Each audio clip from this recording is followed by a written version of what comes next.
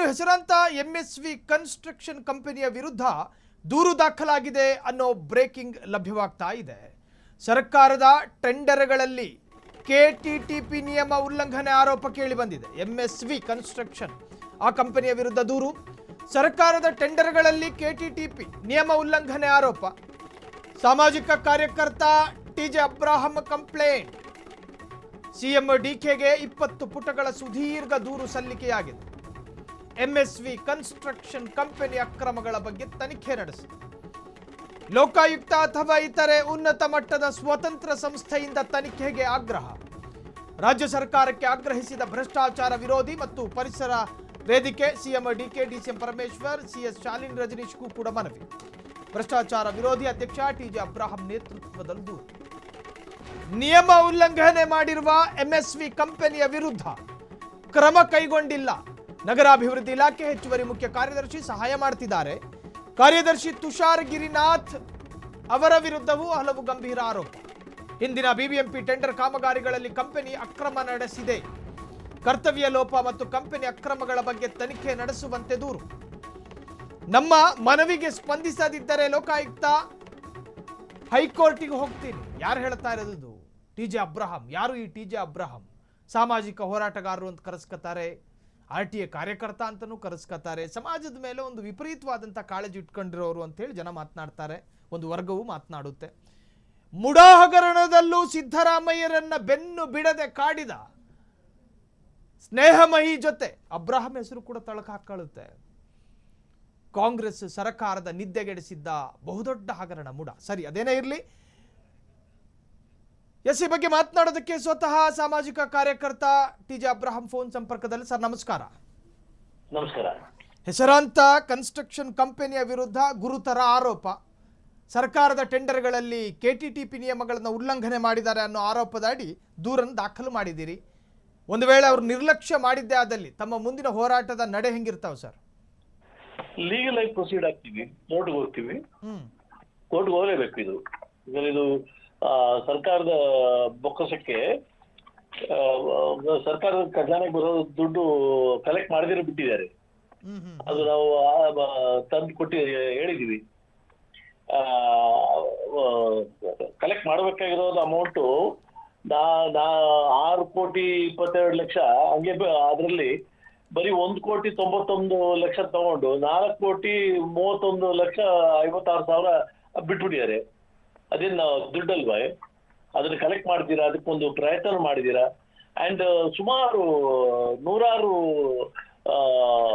ಕಾಂಟ್ರಾಕ್ಟ್ಗಳನ್ನ ತಗೊಂಡು ಕೆಲಸ ಮಾಡಿದೀರಾ, ಹಂಗೆ ಬಿದ್ದಿವೆ. ಹಂಗಿದ್ದಾಗ್ಲೂ ಅವರಿಗೆ ಮತ್ತೆ ಈ ಕಾಂಟ್ರಾಕ್ಟ್ ಕೊಡೋದು ಅದು ಸರಿಯಲ್ಲ. KTTP ಆಕ್ಟ್ ಪ್ರಕಾರ ಅವರು ಕಂಪ್ಲೀಟ್ ಮಾಡಿರ್ಬೇಕು, ಎಲಿಜಿಬಿಲಿಟಿ ಇರಬೇಕು, ಕಂಪ್ಲೀಟ್ ಮಾಡಿ. ಅದಿಲ್ಲ ಸರ್. ಈಗ ಒಂದು ಕಾಂಟ್ರಾಕ್ಟ್ ಪಡೆದು ಆ ಕಾಮಗಾರಿಯನ್ನ ಅಪರಿಪೂರ್ಣ ಅಂದ್ರೆ ಪರಿಪೂರ್ಣ ಅಲ್ದಲೆ ಹಂಗೆ ಖಾಲಿ ಬಿಟ್ಟು ಮತ್ತೆ ಸರ್ಕಾರ ಜೊತೆ ಟೆಂಡರ್ ಪಡಿತಾರೆ ಅನ್ನೋದಾದ್ರೆ ಇಲ್ಲಿ ಇವ್ರಿಗೆ ಕಾನೂನು ಮೇಲೂ ಭಯ ಇಲ್ಲ ಅನ್ಸುತ್ತೆ. ಇದು ಏನಾಗಿದೆ ಅಂತ ನಾನು ನನ್ನ ಕಂಪ್ಲೇಂಟ್ ಅಲ್ಲಿ ಕ್ಲೀನ್ ಆಗಿ ಹಾಕಿದೀನಿ. ಅದೇನಾಗುತ್ತೆ, ಒಂದು 50 ಟೆಂಡರ್ಗಳ ತೆಗೆದು ಇಟ್ಬಿಡೋದು, ಮಾಡಿದ್ರೆ ಬಿಟ್ಬಿಡೋದು. ಒಂದ್ ಸ್ವಲ್ಪ ದಿನ ಆದ್ಮೇಲೆ ಮರ್ತೋಗ್ಬಿಡ್ತಾರೆ, ಡಿಪಾರ್ಟ್ಮೆಂಟ್ ಮರ್ತೋಗ್ಬಿಡ್ತಾರೆ. ಆಮೇಲೆ ಆ ಟೆಂಡರ್ಗೇನೆ ತಿರ್ಗಾ ಮನಿ ಟೆಂಡರ್ ಆಗ್ತದೆ. ಬೇರೆಯವ್ರು ಬಂದು ಅದನ್ನ ಟೆಂಡರ್ ಪಾರ್ಟಿಸಿಪೇಟ್ ಮಾಡ್ತಾರೆ. ಪಾರ್ಟಿಸಿಪೇಟ್ ಇಲ್ಲಿ ನಮ್ಮ BBMP ನಡೀತಾ ಇರೋದು. ಇದು ದೊಡ್ಡ ಹಗರಣ. ಇದು 6 ತಿಂಗಳಾದ್ಮೇಲೆ ಇಲ್ಲ 1 ವರ್ಷ ಆದ್ಮೇಲೆ ಅದನ್ನೇ ಫ್ರೆಶ್ ಟೆಂಡರ್ ಬಂದಾಗ ಬೇರೆ ಯಾರೋ ಬರ್ತಾರೆ, ತಗೋತಾರೆ.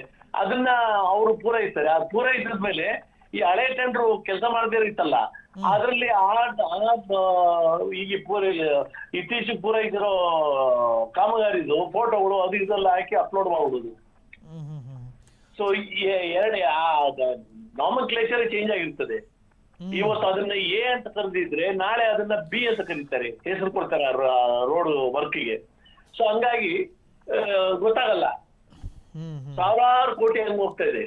ಸೊ ಇದನ್ನೆಲ್ಲ ಕಡಿವಾಣ ಹಾಕ್ಬೇಕಾದ್ರೆ ಡಿಪಾರ್ಟ್ಮೆಂಟ್ ಎಚ್ಚರಿಕೆ ಆಗ್ಬೇಕು. ಅದಕ್ಕೆ ನಾನು ಕಂಪ್ಲೇಂಟ್ ಕೊಟ್ಟಿದ್ದೀನಿ. ತುಷಾರ್ ಗಿರಿನಾಥ್ ಅವರು ಆಕ್ಟ್ ಮಾಡ್ತಾ ಇಲ್ಲ. ಅವ್ರಿಗೆ ಗಾಡ್ ಫಾದರ್ ಅಂತ ಹೇಳ್ತಾರೆ, ನನಗೆ ಗೊತ್ತಿಲ್ಲ. ಗಾಡ್ ಫಾದರ್ ಆದ್ರೆ ಅವರು ಆಕ್ಷನ್ ತಗೊಳ್ಳಲ್ಲ. ಗಾಡ್ ಫಾದರ್ ಅಲ್ಲ ನಾನು. ಇದಕ್ಕೂ ನನಗೆ ಸಂಬಂಧ ಇಲ್ಲ. ಸ್ಟ್ರಿಕ್ಟ್ ಆಕ್ಷನ್ ತಗೊಳ್ಳಿ ತುಷಾರ್ ಗಿರಿನಾಥ್ ಅವರು. ನಾನು ತುಷಾರ್ ಗಿರಿನಾಥ್ ಅವ್ರನ್ನೇ ಅಕ್ಯೂಸ್ ಮಾಡಿ ನಾನು ಕಂಪ್ಲೇಂಟ್ ಕೊಡ್ತಾ ಇದ್ದೀನಿ. ಸೊ ಅಲ್ಲಿ ಯಾರ್ಯಾರು ಆರೋಪಿಗಳ ಸ್ಥಾನದಲ್ಲಿ ಯಾರ್ಯಾರು ನಿಂತಿರ್ತಾರೆ ಸರ್, ಪ್ರತ್ಯೇಕವಾಗಿ ಹೆಸರು ಹೇಳೋದಾದ್ರೆ? ಮೇನ್ ಆಗಿ ತುಷಾರ್ ಗಿರಿನಾಥ್, ಆಮೇಲೆ the local area commissioner. Thank you sir, thank you. Construction company ಇದ್ದೇ ಇರ್ತದೆ.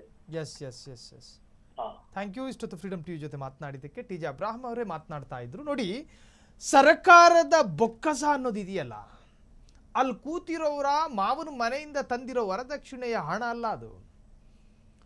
ಈ ಕರ್ನಾಟಕದಲ್ಲಿ ಬದುಕಿ ಬಾಳುತ್ತಿರುವ ವೃದ್ಧರು, ಬಾಣಂತಿಯರು, ಇಲ್ಲಿನ ಮನುಷ್ಯ ಮಕ್ಕಳು, ಪ್ರತಿಯೊಬ್ಬ ನಾಗರಿಕನ ತೆರಿಗೆಯ ಹಣದಿಂದ ನೀವು ಬೊಕ್ಕಸಕ್ಕೆ ಹಣ ಹಾಕ್ತಾ ಇರೋದು.